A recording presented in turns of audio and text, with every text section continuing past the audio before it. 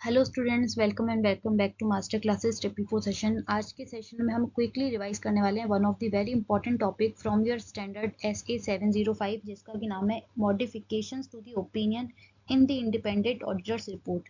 यानी ऑडिटर अपना ओपिनियन जो है वो मॉडिफाई कर सकता है एज पर SA 705। इसी स्टैंडर्ड में एक और टॉपिक है जो कि बहुत ही इंपॉर्टेंट है, जो कि consequences of an inability to obtain sufficient appropriate audit evidence due to management impose limitation. यानी मैनेजमेंट ने कोई लिमिटेशंस इम्पोज कर दी है ऑडिटर की वर्किंग के ऊपर, जिसकी वजह से ऑडिटर यहाँ पे sufficient appropriate audit evidence gather ही नहीं कर पा रहा है, एविडेंस ले ही नहीं पा रहा है। और यहाँ पे एक सबसे इंपॉर्टेंट मेजर कीवर्ड है after the auditor has accepted the engagement. यानी ये जो लिमिटेशंस मैनेजमेंट ने लगाई है ऑडिटर के ऊपर, वो ऑडिटर के एंगेजमेंट एक्सेप्ट करने के बाद लगाई है। आफ्टर है यहाँ पे, मेन कीवर्ड इज आफ्टर। तो क्वेश्चन में अगर आता है कि लिमिटेशंस एंगेजमेंट एक्सेप्ट करने के बाद इम्पोज की गई है, तो आपको SA 705 को रेफरेंस देनी है।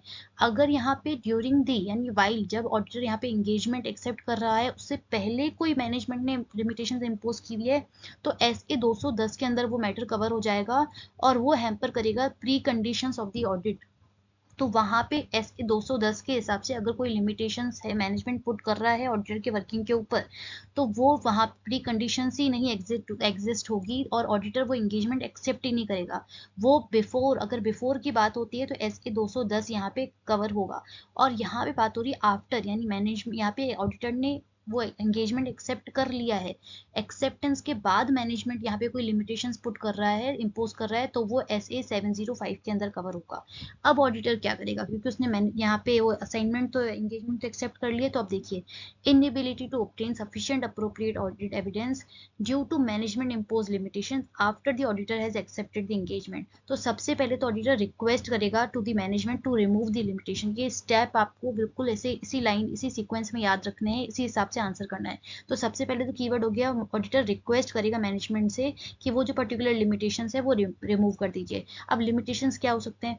फॉर एग्जाम्पल, यहाँ पे ऑडिटर को उस पर्टिकुलर कंपनी के क्लाइंट ये एम्प्लॉयज से बात करनी है, कुछ इन्फॉर्मेशन लेना है कि इंटरनल कंट्रोल कैसे वर्क कर रहे हैं, या फिर कुछ और प्रोसेस के बारे में बात करना है, या फिर उनके डेटर्स से और क्रेडिटर्स से एक्सटर्नल कंफर्मेशन के लिए लेना है, तो वहाँ पे मैनेजमेंट ने रिफ्यूज कर दिया। या फिर ऑडिटर को यहाँ पे इन्वेंट्री चेक करनी है, पर्टिकुलर गोडाउंस देखने हैं, फिजिकल यहाँ पे वेरिफिकेशन करना है इन्वेंट्री का, तो मैनेजमेंट ने यहाँ पे ऑडिटर को मना कर दिया। तो ये सब लिमिटेशंस के अंदर कवर होता है। तो ऑडिटर सिंपली सबसे पहले क्या करेगा, रिक्वेस्ट करेगा कि वो लिमिटेशंस यहाँ पे रिमूव कर दें। अब यहाँ पे दो सिनेरियो बनेंगे कि मैनेजमेंट पर्टिकुलर जो वो लिमिटेशंस लगाई थी वो उसको रिमूव कर देता है। अगर रिमूव कर देता है तो well and good, proceed with the audit procedure. Auditor यहाँ पे अपने ऑडिट प्रोसीजर के साथ आगे काम चालू करेगा। अगर मैनेजमेंट रिफ्यूज कर देता है कि नहीं, वो एक्सटर्नल कंफर्मेशन नहीं भेजने देंगे, या फिर वो इन्वेंट्री का फिजिकल वेरिफिकेशन अलाउ नहीं करते हैं, तो यहाँ पे ऑडिटर कम्युनिकेट करेगा with the those charge with governance and perform the alternative procedure. ये सेकेंड स्टेप हो गया। अगर मैनेजमेंट मना कर देती है यहाँ पे लिमिटेशंस रिमूव करने से, तो ऑडिटर कम्युनिकेशन करेगा दोस्त चार्ज विद गवर्नेंस से एंड परफॉर्म करेगा ऑल्टरनेटिव प्रोसीजर, ताकि वो सफिशिएंट अप्रोप्रिएट ऑडिट एविडेंस यहाँ पे गैदर कर पाए, ले पाए।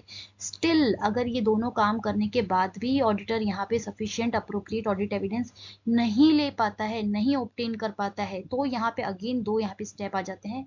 पॉसिबल इफेक्ट, ऑडिटर ये देखेगा कि इस particular sufficient appropriate audit evidence के नहीं मिलने से क्या इफेक्ट जा सकता है। पॉसिबल इफेक्ट, कीवर्ड देखिए पॉसिबल, क्योंकि मिले तो है नहीं, तो पॉसिबिलिटी ही लगाएगा यहाँ पे ऑडिटर कि इफेक्ट क्या हो सकता है। पॉसिबल इफेक्ट अगर मटेरियल है लेकिन परवेसिव नहीं है, यानी ये ऑडिट एविडेंस नहीं मिलने का जो इफेक्ट आएगा फाइनेंशियल स्टेटमेंट पे, वो मटेरियल तो है, परवेसिव नहीं है।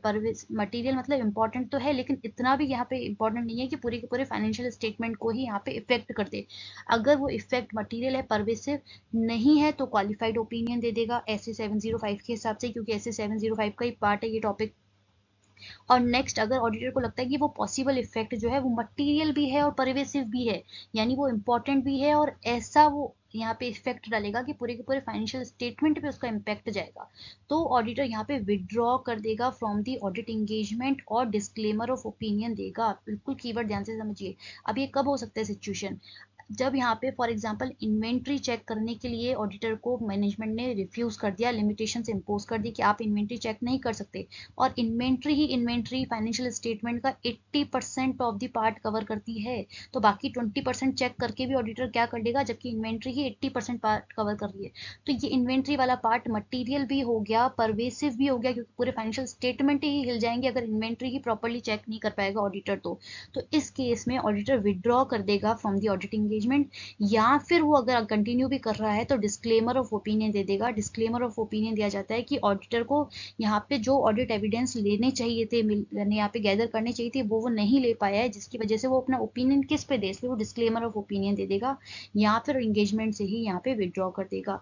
तो इस हिसाब से स्टेप बाय स्टेप आपको ये पूरा सीक्वेंस ध्यान में रखना है और अपना आंसर उस हिसाब से करना है। और before the accepting the engagement यहाँ पे लिमिटेशन इम्पोज की हुई है, या फिर after the auditor has accepted the engagement, दोनों ही सिनेरियो में अलग अलग स्टैंडर्ड्स यहाँ पे अट्रैक्ट होंगे, तो ये आपको ध्यान रखना है। तो आई होप आपके लिए ये टॉपिक बेनिफिशियल रहा होगा। For more such content please like and subscribe our channel. Thank you so much.